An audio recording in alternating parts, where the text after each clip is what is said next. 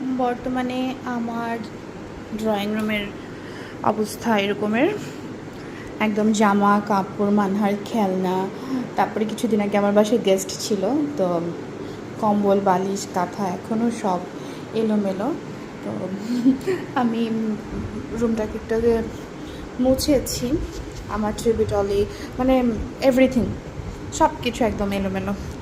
তা আমি কিছুক্ষণ পর একটা নতুন লুক চেষ্টা করব বা গুছানোর চেষ্টা করব, রুমটাকে নতুন একটা লুক দেওয়ার চেষ্টা করব, যেহেতু রোজা চলে আসছে। তো কীভাবে সাজালে ভালো হবে বুঝতেছি না, দেখা যাক কতটুকু কী করতে পারি। একদম সব কিছু এলোমেলো। তো আমি কিভাবে রুমটাকে সাজালাম, কিভাবে কতটুকু চেঞ্জেস আনলাম রুমের মধ্যে, দেখার জন্য অবশ্যই আমার চ্যানেলটাকে সবাই একটু চোখ রাখবেন, মানে আমার চ্যানেলটাকে সাবস্ক্রাইব করে রাখবেন।